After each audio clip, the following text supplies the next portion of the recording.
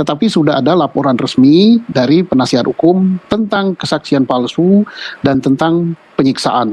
Kasus yang dilaporkan oleh penasihat hukum tentang penganiayaan dan tentang kesaksian palsu ini segera diproses dan segera ditentukan tersangkanya, tidak berlama-lama. Para penyidik itu, jika memang terbukti mereka melakukan penyiksaan pada saat itu, sebetulnya mereka tidak paham hukum yang berlaku, ataukah ini sekedar untuk mencari jalan pintas saja?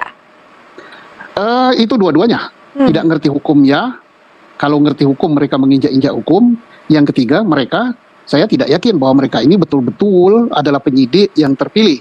Jangan-jangan kalau dia sebuah keterangan bohong dan kesaksian palsu di persidangan, dan apa sanksinya? Dan ini menurut pandangan dari Bapak Susno Duaji. Penasaran kalian? Apa sih sanksinya sebenarnya? Dan kita akan temukan jawabannya dan kita akan dengarkan dari Bapak Susno Duaji. Begini keterangan dari Bapak Susno Duaji. Susno, apa hukuman yang menanti untuk Ibtu Rudiana ketika memang terbukti juga ikut melakukan penyiksaan pada saat itu? Ya, yang jelas pertama dia memberikan kesaksian bohong di depan pengadilan. Yang kedua, dia melakukan penyiksaan. Apalagi Indonesia sudah meratifikasi tentang peraturan anti penyiksaan internasional ya. Ini berat sekali. Ya, itu namanya penganiayaan berat gitu. Apalagi dilakukan di dalam jabatan.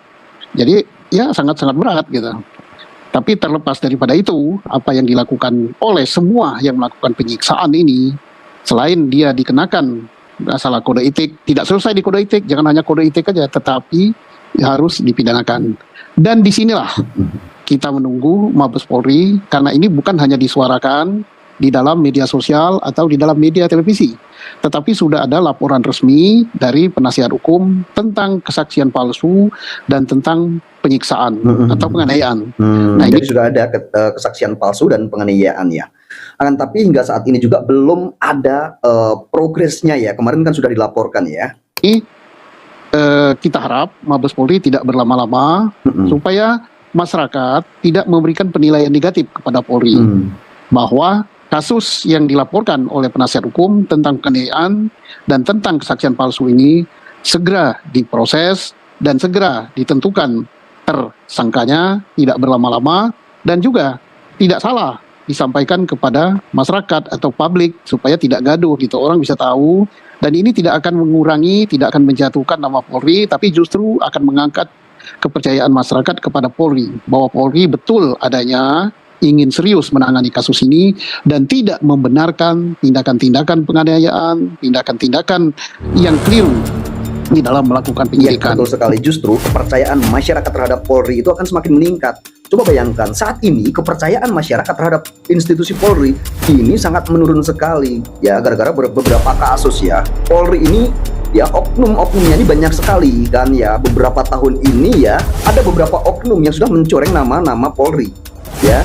Kan. Mudah-mudahan di bawah kepemimpinan Pak Sigit hal ini betul-betul terlaksana sehingga betul-betul memenuhi harapan dari masyarakat, kita yakin itu. Pak Susno, Anda bisa menyelami tidak sebetulnya pikiran para penyidik itu jika memang terbukti mereka melakukan penyiksaan pada saat itu, sebetulnya mereka tidak paham hukum yang berlaku, ataukah ini sekedar untuk mencari jalan pintas saja? Itu dua-duanya. Tidak ngerti hukumnya. Kalau ngerti hukum, mereka menginjak-injak hukum. Yang ketiga, saya tidak yakin bahwa mereka ini betul-betul adalah penyidik yang terpilih. Jangan-jangan kalau dia penyidikan yang sekedar ditunjuk-tunjukkan. Kalau penyidik yang benar, yang baik, yang lulus ujian, itu kan ujian psikologi, dia benar, kemudian pengetahuan hukumnya baik, sehingga dia tidak perlu melakukan ini. Karena apa? Kita di dalam belajar hukum menjadi penyidik, itu sudah jelas bahwa tidak perlu mengejar pengakuan dari terpidana. Pengakuan itu bila perlu dia diam 1000 bahasa sampai ke pengadilan pun silakan. Iya, betul sekali. Yang penting alat bukti yang lain, kesaksian yang tidak bertentangan, yang bersesuaian dengan alat bukti yang lain, alat bukti surat, alat bukti ahli, alat bukti petunjuk, termasuk juga alat bukti pendukung, yaitu berupa scientific crime investigation, yaitu bukti forensik. Betul, kalau ini mengejar pengakuan bukan mencari bukti gitu ya. Ini kan dengan adanya dugaan penyiksaan ini berarti kan ini mengejar pengakuan dari penyiksaan. Harusnya yang dicari itu bukti, bukan pengakuan seseorang. Bisa saja seseorang mengaku tapi tidak melakukan. Mengaku ya atas dasar pengakuannya tersebut bisa jadi karena tekanan, karena sudah mengalami sebuah siksaan, mengalami sebuah penganiayaan. Seseorang bisa jadi ngaku gitu ya. Akan tapi jika mencari bukti itu yang lebih bagus, bukan mencari sebuah pengakuan gitu ya. Ngapain ngejar pengakuan, termasuk pengakuan daripada saksi. Nah. Pengakuan saksi itu kalau Betul. tidak bersesuaian dengan yang lain, itu kan bohong. Nah, pengakuan saksi yang bagus itu adalah pengakuan saksi yang bersesuaian dengan alat bukti yang lain, bukan jumlahnya. Saksi 1000 aja, kalau satu aja atau dua saja yang sudah tidak bersesuaian dengan saksi yang lain, maka itu tidak punya nilai lagi. Nah, jadi janganlah mengejar pengakuan daripada manusia, baik dia sebagai saksi maupun dia sebagai terdakwa atau tersangka. Jadi saya yakin dan saya mohon dari Mabes Polri betul-betul menindak para pelaku yang melakukan penganiayaan terhadap para tersangka. Betul Dan sekali kalau- ya, masyarakat juga menginginkan ya, jika benar memang ada dugaan benar penganiayaan yang sangat luar biasa ini ya. Ini luar biasa ya. Ini beredarnya ya, dugaan penganiayaan ini seumur-umur atau di kasus-kasus yang lainnya ini belum ada yang separah ini. Ini benar-benar parah sekali gitu ya, parah sekali. Beberapa terpidana ini heboh mengaku disiksa, mengaku dianiaya ya, agar mengakui perbuatan yang mereka tidak pernah lakukan. Ini biadabnya sangat luar biasa sekali jika ini benar loh. Ini sangat biadab loh. Benar ini di Indonesia ya, di beberapa periode ganti Kapolri ya, ini tidak ada kasus fenomenal ini. Bahkan ada penyiksaan-penyiksaan yang sangat luar biasa sehingga wow. Coba kalau nggak terbongkar kasus ini akan tertutupi semua kejahatan-kejahatan yang dugaannya ada penyiksaan, ini akan tertutupi semuanya. Luar biasa oknum-oknum ini, makanya ini jika ini terbongkar ya usut dan pidanakan, penjarakan, jangan cuman hanya dikasih pelanggaran kode etik terus dipindahkan atau dipecat. Pidanakan, penjarakan gitu ya. Itu bisa dibuktikan ya, dan saya yakin Mabes Polri bisa membuktikan itu. Tidak terlalu sulit sih membuktikan bahwa telah terjadi penganiayaan terhadap tahanan atau penganiayaan terhadap tersangka. Enggak sulit gitu. Oke. Seberapa besar sebetulnya proses dari PK Sakatatal ini mempengaruhi sidang PK untuk 6 terpidana? Karena ini jadi satu perkara yang dilakukan bersama-sama ya. Jadi jelas saling kait mengait. Kalau perkara Sakatatal dikabulkan, yang ini pun dikabulkan. Demikian juga perkara yang sekarang dikabulkan, yang Sakatatal pun harus dikabulkan. Tidak mungkin bersama-sama, nah putusannya berbeda. Dan juga kalau menurut saya, kalau hakimnya benar, ya mudah-mudahan Mahkamah Agung mendengar ini. Ngapain berlama-lama, bila perlu Senin depan diputus sih. Betul sekali. Katanya 3 bulan, Pak. Apa yang dibaca? Memangnya 1000 halaman. Kita yang menggaji Hakim Agung tuh, saya nggak senang gitu loh. Mudah-mudahan dengar, kita yang menggaji Hakim Agung. Benar sekali. Saya bayar pajak kok, bayar pajak saya bertani, bayar pajak pensiun, pajak lain-lain. Baca gitu aja 3 bulan, kurang Iya, kerjaan. kenapa harus 3 bulan ya? Kenapa harus 3 bulan kalau memang ada keyakinan dari hakim dan sudah mendalami berkas-berkas sidang PK kemarin ya, Sakatatal ya. Kenapa harus menunggu 3 bulan? Berarti dia tidak pernah dengar TV. TV ini udah geger Nusantara tentang masalah ini. Dan orang itu sudah di dalam penjara 8 tahun. Betul gitu. sekali ya. Kok 3 bulan? Geger. Apain yang dipikirkan? Itulah skala prioritas itu. Mereka belum pernah masuk penjara, saya pernah gitu, enak gitu. Pak Susu sudah tahu. Seberapa serius sebetulnya dari pandangan Anda penyidik menyelesaikan kasus ini? Inilah kesempatan ya, bukan bagi Polri saja, bagi Polri, bagi Kejaksaan, bagi Mahkamah Agung untuk memperbaiki kepercayaan masyarakat kepada instansi penegak hukum ini. Malu kita ya, malunya kepada siapa? Kepada yang non aparat negara gitu, tapi penegak hukum juga. Lihat Peradi, lihat itu yang klub tergabung dalam Pak Farhad Abbas CS. Mereka ini meluangkan waktu, pikiran, tenaga, kemudian duit ya, tidak sedikit duitnya, demi membela orang yang semestinya kewajiban negara. Nah, orang yang sudah masuk kalau dia terganggu psikonya itu harus diobati.